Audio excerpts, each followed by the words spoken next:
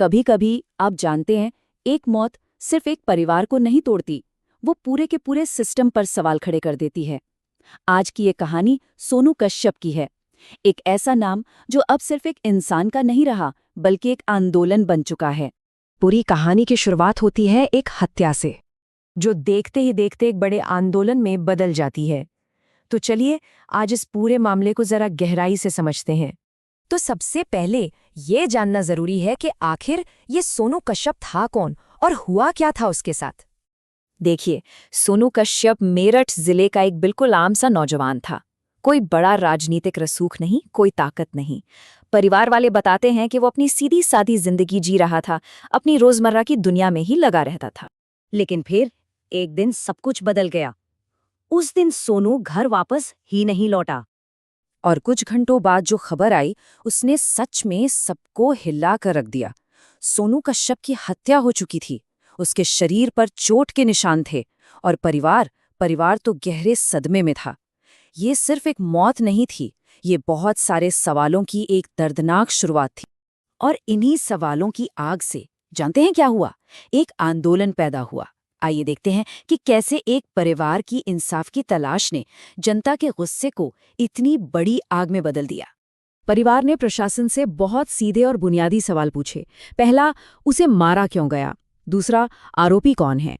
और तीसरा, सबसे बड़ा सवाल, कि जांच इतनी धीमी क्यों चल रही है? बस इन्हीं 3 सवालों ने इस केस को एक सामान्य अपराध से एक बड़ा विवादित मामला बना दिया।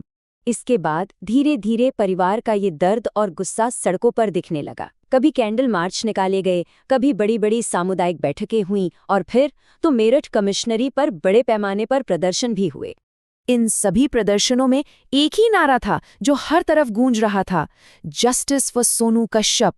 ये आवाज अब सिर्फ सजा नहीं मांग रही थी, ये जवाबदेही मांग रही थी। और यहाँ एक बात समझनी बहुत जरूरी है।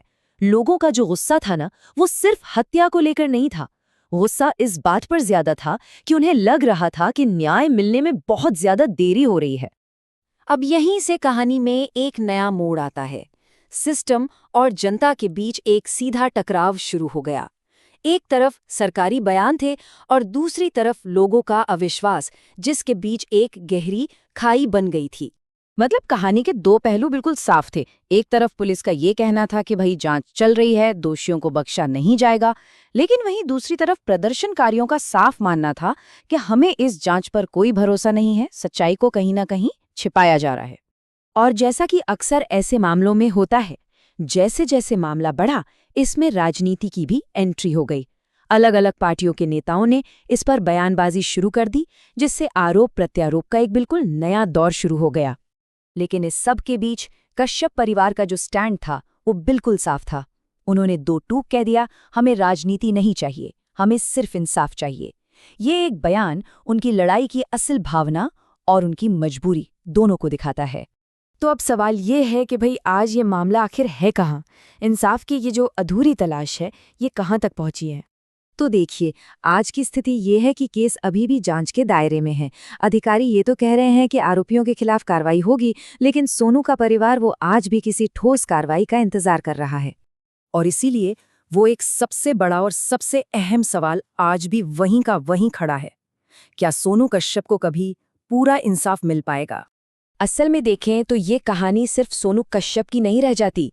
ये कहानी उस हर परिवार की है जो किसी अपने के लिए इंसाफ पाने के लिए सिस्टम से लड़ने पर मजबूर हो जाता है। तो यहाँ अहम मुद्दा सिर्फ ये नहीं है कि एक इंसान की हत्या क्यों हुई। असली और बड़ा सवाल ये है कि क्या हमारा सिस्टम इंसाफ कभी समय पर दे भी पाएगा? क्योंकि एक बहुत पुरानी कहावत है कि देर से मिला न्याय न्याय नहीं होता।